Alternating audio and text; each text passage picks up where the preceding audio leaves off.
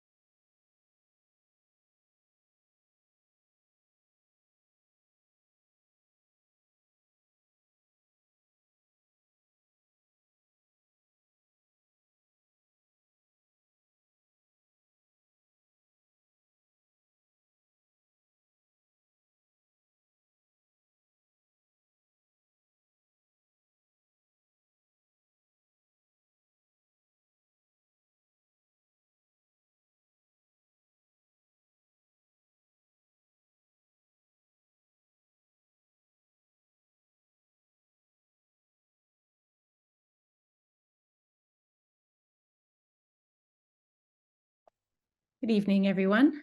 I know there are a few more folks joining the call as we get started, but we're mindful of your time and taking the time away from, I know is a myriad of things you're dealing with on the home front. So we appreciate you being here this evening. My name is Jane McMillan. I'm one of the assistant superintendents for the Richmond School District. And today here as well, our district administrator for curriculum and assessment, Brooke Douglas, and Director of Instruction, Bronwyn Thompson. And we're here to lead you through just what are the changes and some things you can expect as you navigate and the reporting landscape around communicating student learning in our district this year. Just a few housekeeping items. Just a few housekeeping items before we get started. This session is being recorded, and so we'll be, after this session, it will be sent off to the tech folks who will put it together, and it should be posted on our district website. You can expect to see that by early next week if you have friends or other folks that you want to let them know that this is available for their viewing. You'll see at the bottom of the Zoom call is a Q&A at the bottom of your screen. If you click on that, that's an opportunity for you to type in any questions you have as we begin to go through the presentation. You're certainly welcome to type those questions in at any time during our presentation, and we'll pause at various points to answer those questions. You may get a typed response, and it may be something that we may choose to answer live, because of course there may be others on this call who are also interested in those questions. With that being said, I'll move to our land acknowledgement. I'd like to thank and acknowledge the First Peoples of the Hunkaminam language group, on whose traditional and unceded territories we live, learn, and teach, for those of us who are in the education system. Grateful to be here this evening, and grateful for all of you, as I say, for taking the time to talk about reporting with us this evening. So just as we're talking about reporting this evening, we're going to take a very specific look at how you can expect learning to be communicated to you this year. It's not a broad swath around all of the things that comprise assessment, but it is about reporting, which is really designed to give families a clear understanding about what their children are able to do and where they're going with their learning. It takes a variety of forms, including conferencing. We'll talk about deep dive into interim reports, written reports. We'll explain what it means to receive a graduation status update for students in grades 10 to 12, the informal communication you may receive, and also what that looks like at year end. The reporting also includes, and you'll have seen this, I think, a little bit last year, particularly at elementary, core competencies reflections. And we'll explain how that connects to our curriculum and what you can expect to see in terms of your children's reflections this year. And a really important piece, of course, around reporting is encouraging our students, your children, to also engage in those meaningful conversations that help them develop an understanding of their own learning, where they are and what their next steps might be. All of this stems, of course, from a reporting policy that has been in development for a number of years and was finalized and fully implemented as of July 2023. If you can go to the next slide, please. So just a bit of an overview on what the reporting landscape has looked like. Those who have older children may recall that we moved into a redesigned curriculum back in 2015. It's already been 8 years, which comes as a bit of a surprise to all of us. It's gone by really fast since it was first introduced. And that following year, the province started utilizing and offering opportunities to pilot some different ways of communicating student learning. And there was a wide diversity among districts on how they chose to either engage or not engage. As I say, if you have older children, you may recall that some schools were using proficiency scales for a number of years in terms of assessment through e-portfolios and a variety of tools that were different than what had been done before.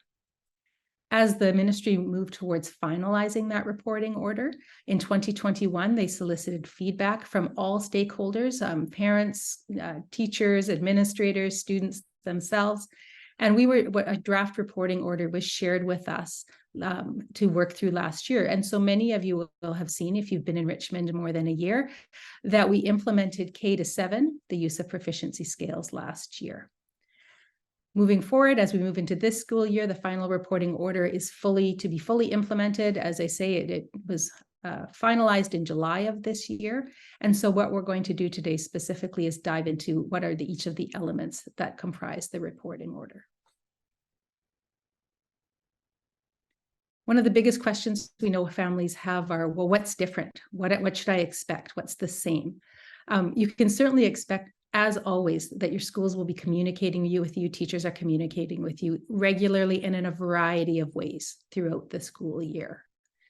The School Act, which governs our reporting policy as well, requires 5 communications of student learning. And what that looks like are formal written updates. There's 3 required over the course of the year, as well as 2 opportunities for informal updates. These include conferences, and we're going to talk about more about what that looks like. And for secondary, there's a construct called interim reports, and we'll talk about that. That hasn't changed. Written descriptive feedback from teachers, which helps tell you where your child is at. What are they doing? What's the next step in their learning? And that will continue. And really, I know for parents of children in grades 10 and 11 and 12, letter grades and percentages will continue. That's partly done in response to the need for supporting post-secondary transition. The new pieces, and this is really what's important provincially, is that these reporting practices align more closely with the curriculum that has been in place since 2015, as well as the provincial assessment system. The new piece, particularly for those of you in secondary schools, is the use of proficiency scales from grades K through 9. As I mentioned previously in Richmond, last year we implemented it K-7, and as per the requirements of the order, it will be extended from kindergarten through grade 9.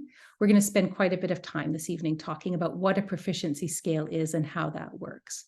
And I want to emphasize again that for parents who are wondering, how does this work, 10, 11, 12, and for children graduating this year, letter grades and percentages continue. Richmond has also, through our piloting over the last number of years, included student self-assessment of the core competencies, and that will be included and moving forward all grades K to 12, as well as goal setting at all grades. And the last piece I'll mention, and Bronwyn Thompson, our Director of Inclusive Learning, will speak to this in a little bit, that all learners, including students with disability or diverse ability, will also be receiving regular communications of their learning, just in the same way as their peers would in any other program. So when your child is receiving reporting, all students are receiving communication at that time. That's not particularly new for Richmond, but it's something we mentioned because it is now aligned provincially to ensure that that's occurring. Just a quick overview on what you might expect to see. For those in elementary, this is generally speaking that how you would expect to see the flow of communication over the course of the year.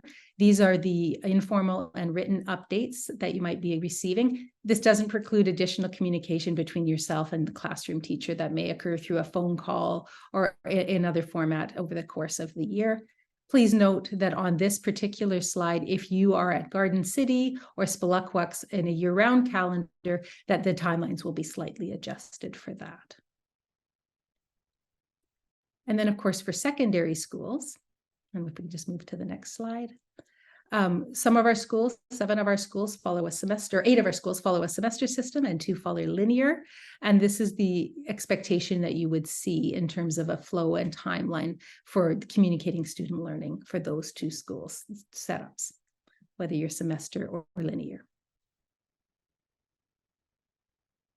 And the last piece I'll mention before I hand things off to Brooke Douglas is something new for many families, which is the graduation status update. This is only received for parents of children in grades 10 through 12, and it would be included as part of the final report at the end of the school year.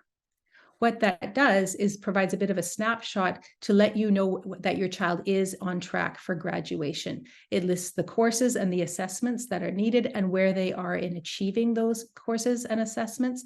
That helps you understand where they're enrolled and what needs to happen in order to complete the requirements for graduation. It would also indicate what graduation program your child is on. For many students, they're working towards a dogwood certificate, which I would call a traditional graduation certificate. Others may be on an evergreen certificate or school completion certificate, perhaps an adult dogwood, and that would be reflected on the graduation program, on the grad status update. I will say that if your child is not on the graduation program, that's a dogwood certificate, you would be in communication with the school so that you would have that information ahead of time. So I don't want you to be worried, wondering if this would be a surprise. No, this would be something that would be communicated to you. And moving forward, I just pause for a few moments if there are any questions up till now. I've given you sort of a broad and quick overview of what we can expect to hear for the rest of the evening. And we'll be doing a deeper dive into each of those aspects of reporting. But I just wanted to pause. And as indicated, there is a Q&A function at the bottom if anyone has any questions they'd like to enter at this time.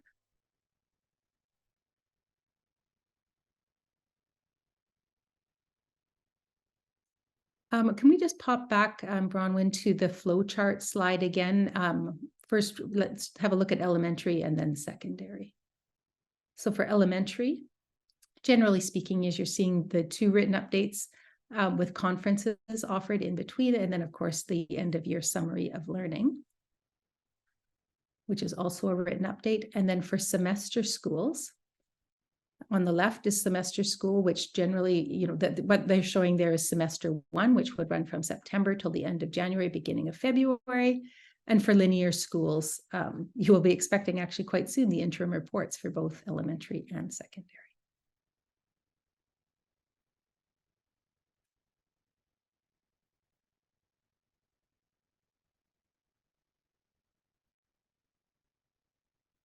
All right, seeing no further questions, I'll pass things on to District Administrator for Curriculum and Assessment, Brooke Douglas. Thank you. So in this section, I wanted to talk a little bit more about what we're calling the new language of the ministry is informal learning updates, which we traditionally know as conferences and interim reports. They're intended to provide some communication to students and parents and guardians about student growth in relationship to the learning standards of the provincial curriculum. As you noticed in that timeline, that first time is in October. And so you will be receiving at the secondary level an interim, which will be consistent across all schools. And then at the elementary level, we will be having conferences. As was mentioned before, however, this doesn't preclude other communications that you might have with the classroom teacher. We have standardized those two informal reporting times. So in the conferences that will be meeting with the teacher, there are conferences available at the secondary level as well, but their primary mode of communication in October will be the interim report.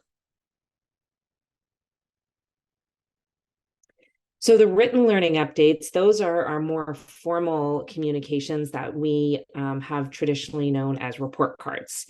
And so in those written learning updates, you will see communication of learning in each area currently being studied and in relation to the learning standards, which is the curriculum. So in K-9, as was mentioned, each one of those areas of learning will have a provincial proficiency scale, and we'll go through those in a moment. and the 10 to 12 will use letter grades and percentages. Just a note that on the interims for secondary, 8 through 12, there will be an indicator of proficiency on the interim, and that will be whether it's emerging, developing, proficient, or extending, all students will receive a proficiency indicator on that interim. For the midterm, in 10 to 12, you will see letter grades and percentages. Also, what is going to be present on the written learning updates is descriptive feedback on areas of growth, what students are able to do in relationship to the curriculum, and where they need to grow and strengthen their skills.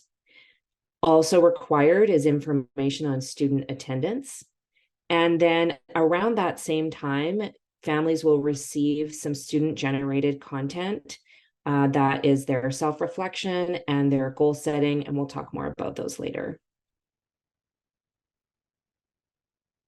So the provincial proficiency scale, this is something that was part of the pilot project. And so for many of our students in Richmond, they have experience with the proficiency scale for many years now. And then others haven't, just with the nature of how that pilot project worked. However, now it is a standardized scale that goes, it's a four-point scale that gives a description of learning progress for K to 9.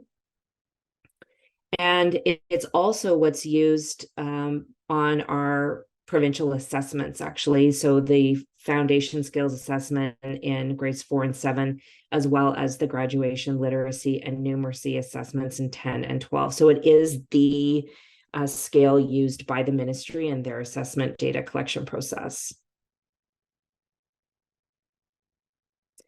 So the scale has 4 columns, and from emerging to extending. And the piece that I think is really important that we all understand is that the scale talks about depth of learning and depth of understanding. So traditional marks have been based more on the number of things that we get right and the number of things we get wrong, whereas the proficiency scale invites students to learn in different depths of their understanding, which teachers are then able to give them feedback on to help them move along the scale.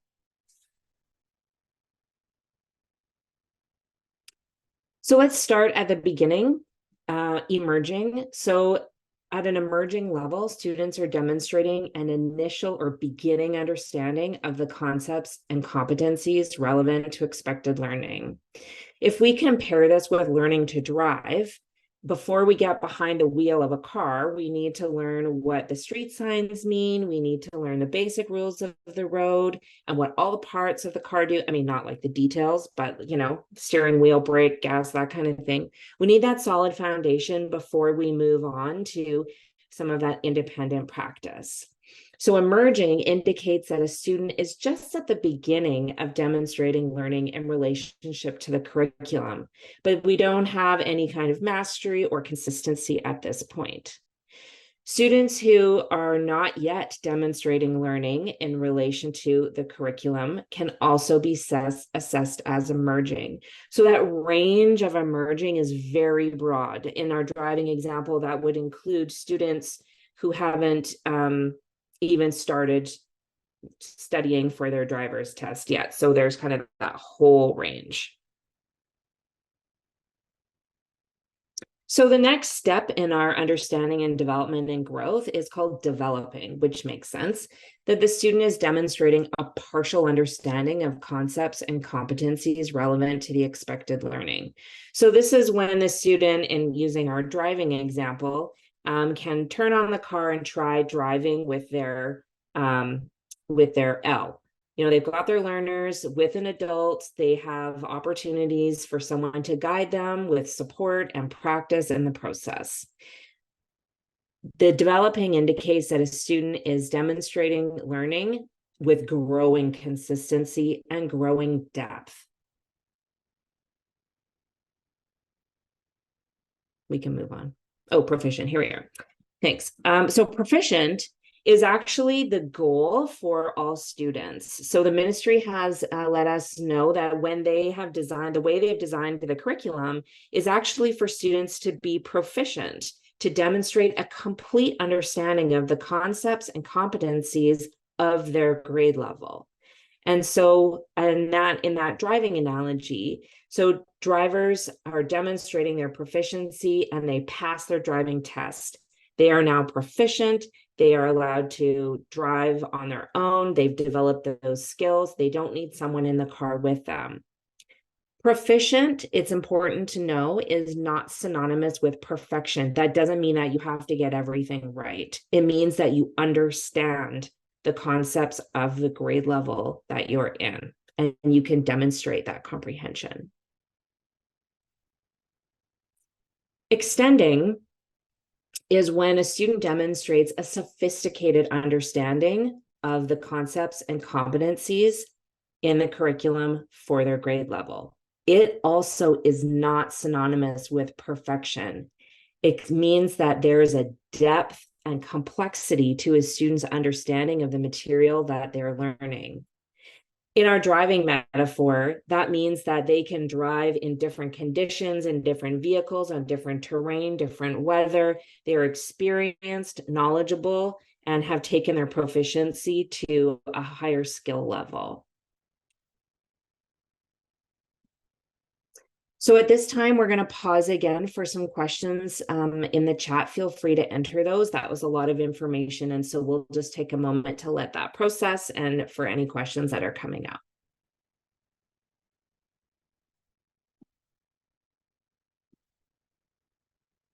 And I will just jump in based on a previous question, just to remind folks, this is being recorded and will be available on the district website, I would say by early next week. So we're aware that we're covering quite a bit of information for families for whom this may be brand new. So this will be available if anyone wants to rewatch or go to different sections to review through our district website early next week. And I might add too that in relation to having that more in-depth look at each of the proficiency scales, that if you go to the ministry website, and that was, we'll point you to that later on in the presentation, they have a lot of material for parents, for educators to learn more about proficiency. I'll just jump to the Q&A for a moment. Can you go back to the extending slide, please? And Brooke, can you just go over that one more time, please? Mm-hmm. So the extending slide, extending as a proficiency level is a sophisticated or in-depth understanding of the concepts and competencies in the curriculum, within the learning standards.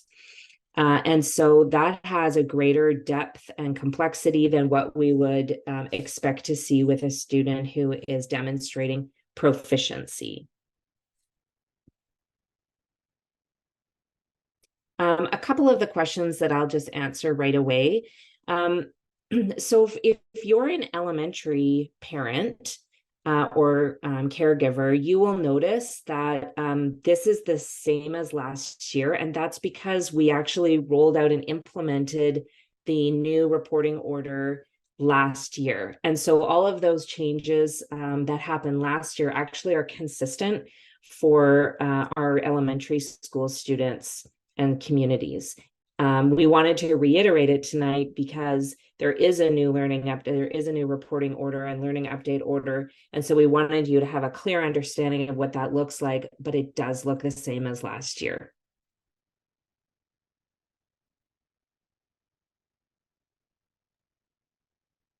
I'll just speak to another one of the questions here. In terms of changing the system, this is reflective of both current pedagogy research, and by pedagogy, I mean approaches to teaching, and very much in line with our curriculum. And that has been the ministry's move and that they've worked towards for a number of years now. And that is the purpose behind the changing to this new system. With regards to, and then I'll pass it back to you, Brooke, to answer a couple more of the questions, is if you have questions about, whether your child is needs more assistance or is having difficulty with any of the concepts, I really would refer you to speak to your child's teacher. There are a number of supports in place for students who have difficulty with any aspect of the curriculum or any aspect of being at school. And so I'd refer you to your school for answers there.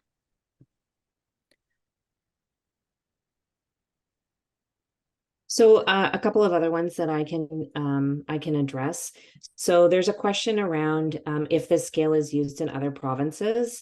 So education is a provincial area of responsibility in Canada. So we don't have a national curriculum or a national assessment strategy. Each province is responsible for their own. And so while there can be similarities from province to province and territory, and they aren't shared curriculum or assessment approaches. In terms of students who have diverse abilities of any kind, and I know that Bronwyn Thompson is going to speak to that in just a moment.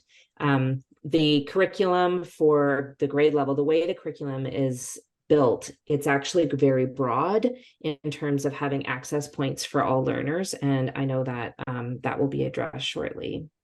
And that would include gifted learners, students with disabilities of diverse abilities, and Bronwyn will speak to some of that in her next slides. Finally, the piece about equivalency of letter grades for proficiency scales, that is available on the ministry website and is available at the 10 to 12 level. It's not something that's supported at the K to 9 level, according to the ministry's guidelines and preferences with assessment and reporting. I will say as a parent, it can be quite difficult growing up in a system where we may have grown up with letter grades to understand and move towards a concept of proficiency. But it really reflects the idea that learning is an ongoing process, and it doesn't stop and get assigned a letter to define where a child is, but really where they are in their developmental learning journey with regards to a particular unit of study or concept. So there isn't a direct correlation between a certain proficiency and a certain letter grade. Teachers, for those who are wondering how does this work, they've always used their professional judgment and the evidence and artifacts that they collect from children in order to make a determination on where they fall, whether that was a letter grade or a proficiency scale. And that continues now. I will say, as you're navigating this, as you receive information about your child and the descriptive feedback that explains where they are in their learning journey, I'd encourage you always, if you're wondering, if you're not sure how your child's doing, if you have any further questions, to please never hesitate to reach out to your school, your child's school, to the teacher, and have those conversations, whether that is right before an assessment, after an assessment, or while you're, if you've received reporting information and you're not sure what it means, please never hesitate to reach out to your child's teacher. That's great. Thank you, Jane. Maybe I'll jump in. I think you have addressed the majority of questions, and we will pause again going forward, but I'll take a minute to just share a little bit about inclusive reporting for students who are English language learners. And I think there were a few questions in the chat about that, so I'll just jump in here a little bit. Hi, everybody. My name is Bronwyn Thompson. I'm the Director of Instruction for Inclusive Learning, and I'm going to speak a little bit tonight about students who are English language learners in both elementary and secondary. And then in a moment, I'll talk about students with disabilities and diverse abilities who may have an individual education plan. So at the elementary level, English language learners are supported in their classroom and by ELL specialists. They will receive proficiency scales in all areas of learning. So the proficiency scales K to 9 will also be used to describe the learning for our English language learners. And this information will be provided at the same time as the learning written updates, as well as you will receive additional information from the English language learning teacher, who will provide you some information about your child's progress in terms of their English language acquisition. The ministry has provided some guidance, though, however, for very beginning level students who are maybe newly arrived to British Columbia and to Richmond, that if they are not yet able to demonstrate their learning in relation to the learning standards, so going back to what Brooke was talking about, there is an opportunity for teachers to reach out to you and explain that at this time they're not able to provide a proficiency scale indicator, but they will provide descriptive feedback. Again, those would be students who are newly arrived, very beginning level of English and not yet able to demonstrate the learning, and teachers would connect with you and explain where they're at, and you will receive descriptive feedback for those students. At the secondary level, English language learning support looks a little bit different in that students are enrolled in English language learning courses, depending on the level of language acquisition support that they currently need. So for students who are receiving English language courses in grade 8 and 9, you will receive descriptive feedback only. And in that descriptive feedback, it will be specifically focused on the English language acquisition progress that your child is making, and they will be communicating to you the areas of strength and the areas of growth specifically connected to their ELL learning. For students in grades 10 to 12 who are enrolled in ELL courses that are working towards their graduation credits, so connecting back to what Jane McMillan mentioned earlier about the grad checklist, if the course is for graduation credit and it's an ELL support course with a specific language acquisition goal, they will receive a grade and a percentage in those, as well as descriptive feedback. So you could see a bit of a blend in that grade 10 to 12. If you do have any questions, I strongly recommend that you connect with your child's English language learning teacher at the school. Sorry, folks, I've got a little button here. I also want to speak about students who have disabilities or diverse abilities and who may have an individual education plan. Again, if your child has an individual education plan, you are involved in the planning and consultation of that plan for your child. This would not be a surprise to you. You would be involved with a learning resource teacher and a classroom teacher, and you would be part of the thoughtful planning for your child. For students who have an individual education plan, they will receive, as they have in the past, the progress comments at the same time as the written updates that will be provided. And within there will be embedded comments describing how the students' supports and accommodations are being brought to life in the classroom, and some information about their individual goals in certain areas. Those students will receive proficiency scale indicators in all subject areas, K to 9, and they will receive letter grades and percentages in grade 10 to 12.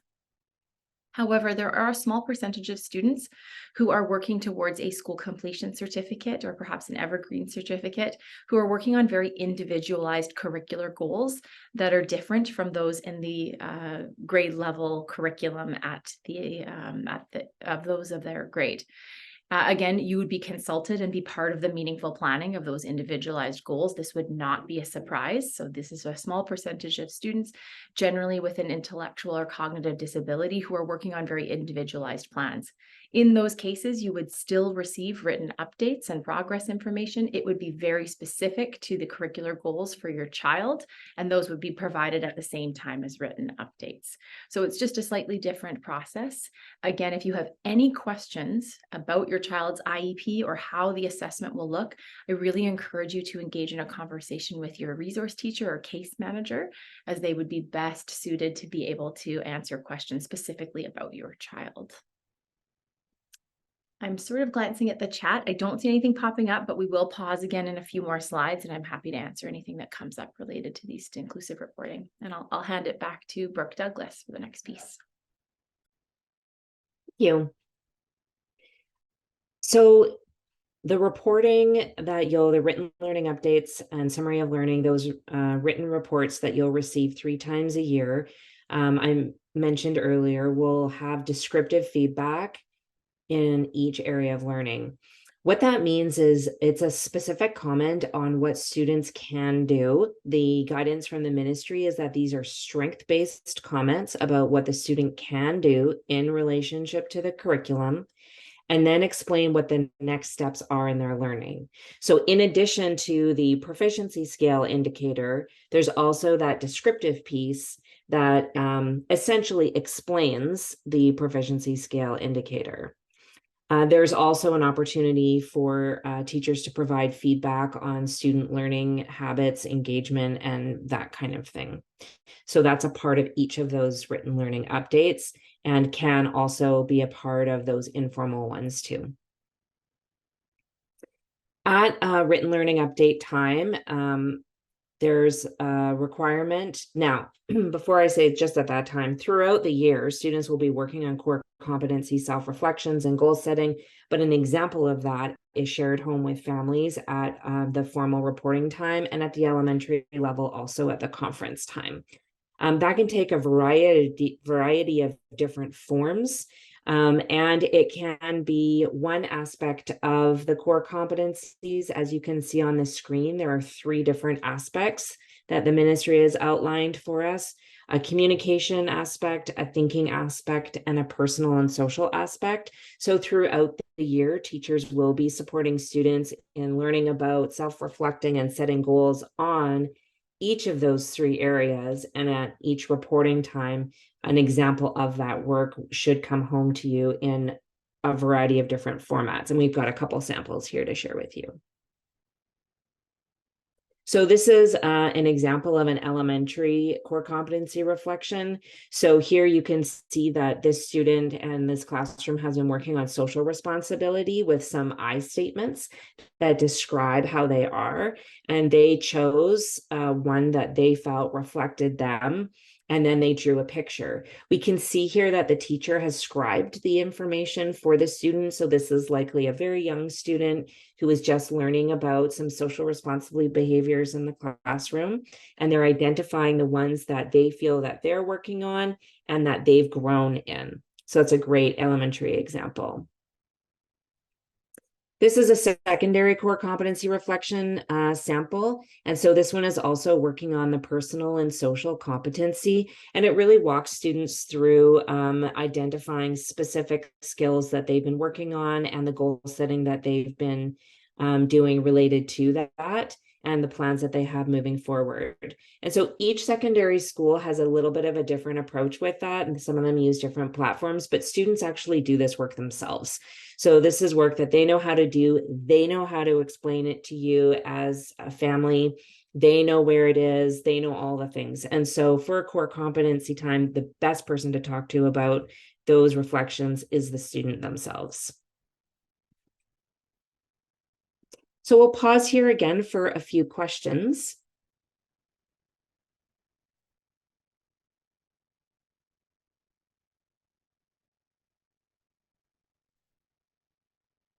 There's a great question in the chat around how to work towards, if we're in a proficiency K-9, how do we know how we're kind of going to be doing in the graduation years and the graduation program? So I just wanted to speak to that. If we think about how each of the proficiency levels is described, so if we think about what extending means, it means we have a sophisticated, in-depth understanding of something. That is a strong indicator that if we were in a grade system, that we would be doing well in that area. Extending, however, doesn't mean that everything is necessarily right. It's about the complexity of the thinking. So in some ways, those systems don't mesh perfectly together, as has been mentioned before. But a good, I would say, guideline is that if you're at a place of strong understanding, sophisticated understanding, then that should continue on no matter what the grading system is that we're using.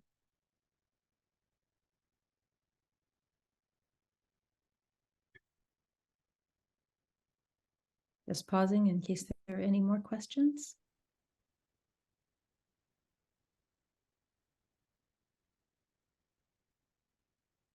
Okay, I don't see any more coming in. But we'll pause, of course, at the end.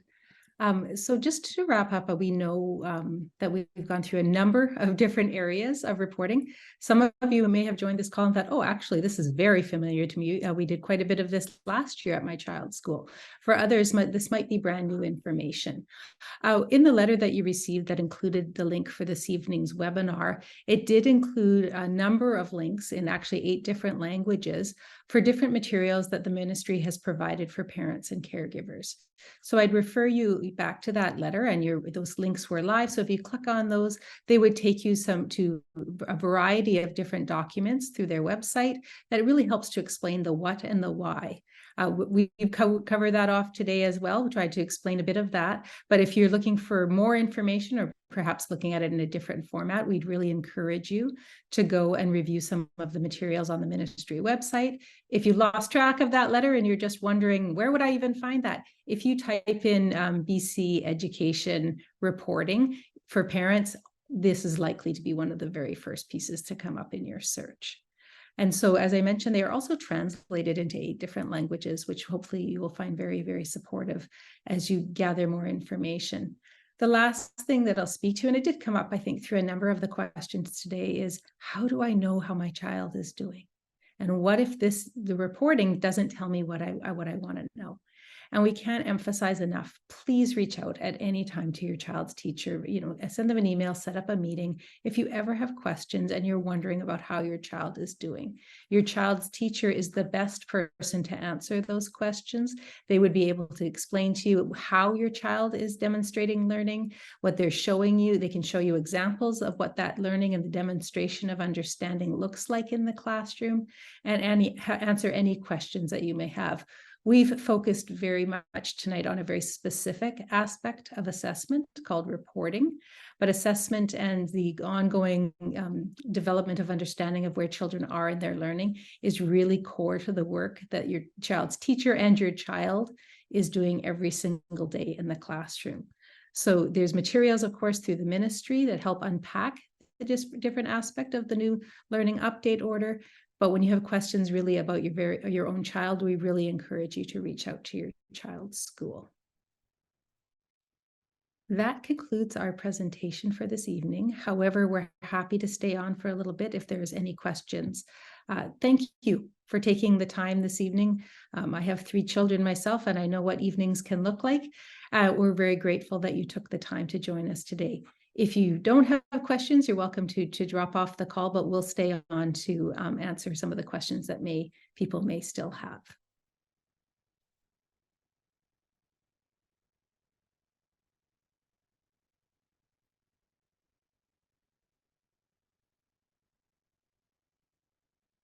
And we thank you all for joining us this evening.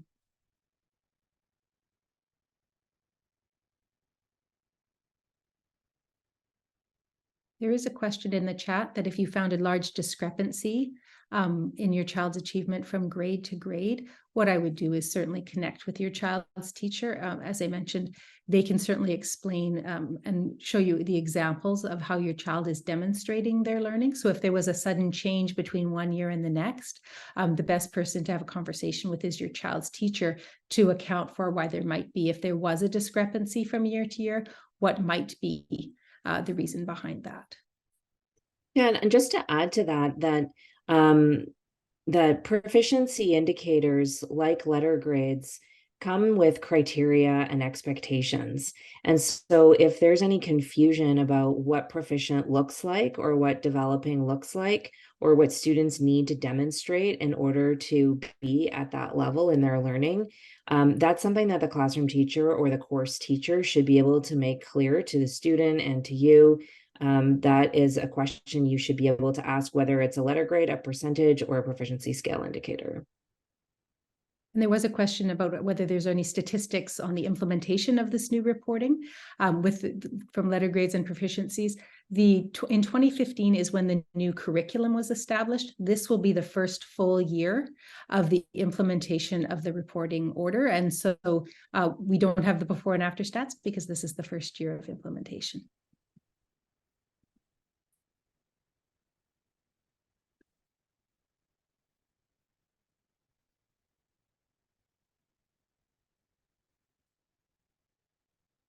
We'll just wait another couple of moments if there's any further questions.